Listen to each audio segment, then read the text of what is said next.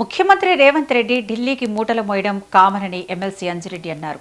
మరి బీజేపీ పెద్దలకు ఎక్కడ ఇస్తున్నారో చూపించాలంటూ కేటీఆర్ను ప్రశ్నించారు. సీఎం నుంచి ముడుపులు తీసుకుంటే తాము హైడ్రాకి ఎందుకు వ్యతిరేకంగా మాట్లాడతామన్నారు. ఫీజు బకాయిల విషయంలో ఏపీ ప్రభుత్వంతో పోలికలు ఎందుకన్నారు. విద్యార్థులకు ఫీజు బకాయిలు వెంటనే విడుదల చేయాలంటూ ఆయన డిమాండ్ చేశారు. లేని పక్షంలో ఉద్యమిస్తామని అంటున్న అంజిరెడ్డితో మా senior correspondent Ramakrishna face to face. MLC Anji Reddy మన మధ్యాహ్నం సార్ చెప్పండి, ఏదైతే ఫీజు బకాయిలు ఉండో దానికి సంబంధించి ఎన్డీఏ ప్రభుత్వం ఆంధ్రప్రదేశ్లో ఉంది. దాంట్లో వాళ్ళు దాదాపు 10,000 కోర్స్ ఇవ్వాల్సింది, వాళ్ళు ఇవ్వకుండా అక్కడ మాట్లాడకుండా ఇక్కడ వాళ్ళు బీజేపీకి సంబంధించిన ఎంపీ ఇక్కడ మాట్లాడుతున్నారు. ముందు అవి క్లియర్ చేసిన తర్వాత నేను ప్రశ్నించేదని ముఖ్యమంత్రి రేవంత్ రెడ్డి. వాళ్ళతో నీకు పోటీయా? ఆయన సీఎం తింటేనే తింటావా? నీ రాజ్యం నువ్వు పరిపాలించు, ఆయన రాజ్యం ఆయన పరిపాలిస్తాడు. కృష్ణ అంటే ఆయన బీసీ బిడ్డ, తెలంగాణ రాష్ట్ర బీసీకి ప్రెసిడెంట్ ఉండే, ఇప్పుడు నేషనల్ ప్రెసిడెంట్ అయ్యిండు, రాజ్యసభ మెంబర్ ఉన్నప్పుడు భారతదేశంలో ఎన్ని రాష్ట్రాలు ఉన్నాయి అన్ని రాష్ట్రాలకు నుంచి మాట్లాడే హక్కు ఉంది ఆయనకు హక్కు ఉంది. అదే ఇప్పుడు ఒక ఎమ్మెల్యే ఉండనుకో, ఎమ్మెల్సీ ఉండనుకో, రాష్ట్రం గురించే మాట్లాడగలుగుతారు.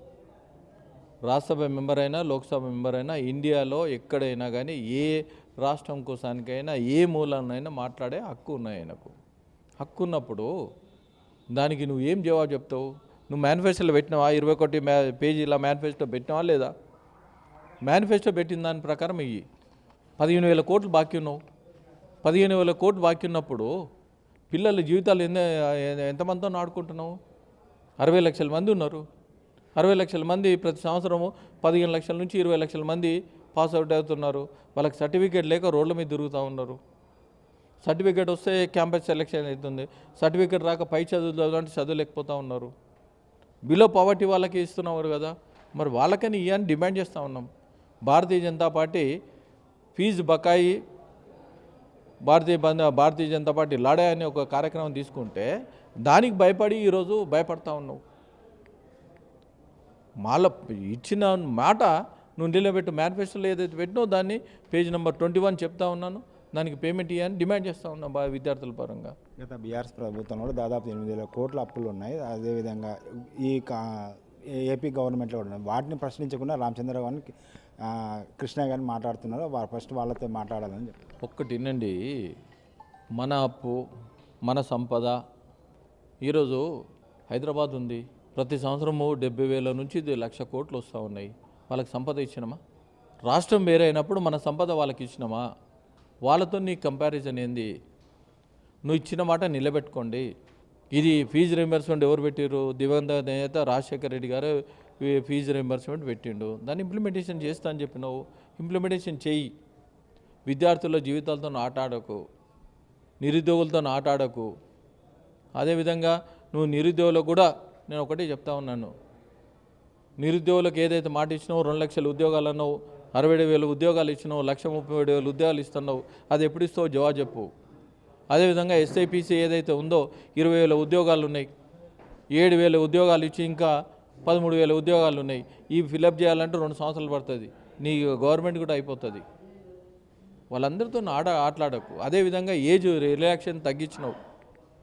గతంలో పెంచారు, ఎందుకంటే 10 సంవత్సరాల నుంచి 12 సంవత్సరాలు పెరిగింది. ఇంకా పెంచాలి పోయాలి, ఇంకా తగ్గించినావు 2 సంవత్సరాలు. దానికి జవాబు చెప్పని అడుగుతా ఉన్నాం. గత ప్రభుత్వం బకాయిలను అడగకుండా ఈ ప్రభుత్వాన్ని ప్రశ్నించడానికి మీకు హక్కు ఏమన్నా?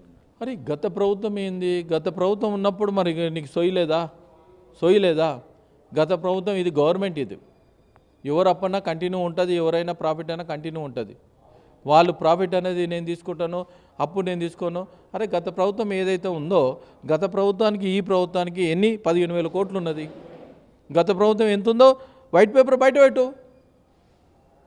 గవర్నమెంట్ ఎవరు ఉందో వాళ్ళు కడతారు, అవునా కదా? వాళ్ళతో ఎందుకు చెలగాట మాడతాము? మరి గౌతమ ప్రభుత్వం అప్పున్నప్పుడు గవర్నమెంట్ నువ్వు దిగిపో, మరి దిగిపో, దానికి జవాబు చెప్పు. హైడ్రాపై మీ వైఖరి ఎలా ఉంటుంది? హైడ్రా ఒక్కటే నేను చెప్తా ఉన్నాను, హైడ్రా చెరువులకైనా నాలాలకైనా కుంటలకైనా ఎవరు వ్యతిరేకం కాదు, దాన్ని కబ్జాలు చేసుకొని వ్యతిరేకం కాదు.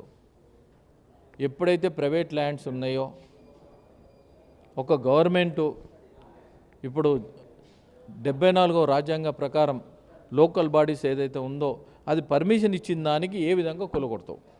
నువ్వు జీవో ద్వారా ఎన్నుకున్న దానికి ఏ విధంగా కూలగొడతావు, వాళ్ళ నష్టపరిహారం ఎవరిస్తారు, లేదా నువ్వు ఒక డిమాండ్ చేయి, ఏదన్నా కాంప్లెక్స్ కట్టాలన్నా ఇల్లు కట్టాలన్నా రంగనాథ్ పర్మిషన్ తీసుకో, ఇంత అమౌంట్ పెట్టంటే వాళ్ళు అంత అమౌంట్ పెట్టుకొని పర్మిషన్ తీసుకుంటారు, యూనివర్సిటీ తీసుకుంటారు. ఏదన్నా ఒకటి క్లారిటీ ప్రజలకు. ఏదైతే రేవంత్ రెడ్డి ఢిల్లీకి ఏదైతే మూటలు ఉందో అది కామన్. అదేవిధంగా బీజేపీ పెద్దలకు ఎవరికి ఇవ్వడం లేదు, ఇస్తున్నాం ఉంటే అది కేటీఆర్ చెప్పాలి. వాటితో పాటు ఏదైతే హైడ్రా ఉందో హైడ్రాకి సంబంధించిన ఏదైతే పేదలకు ఇండ్లు కూడడానికి మాత్రమే మేము వ్యతిరేకము, ఏదైతే ఉందో దానికి సంబంధించి రేవంత్ రెడ్డి కానీ మిగతా వాళ్ళు ఎవరైనా చర్యలు తీసుకుంటే హైడ్రా పేదల పక్షాన మేము పోరాడతాము.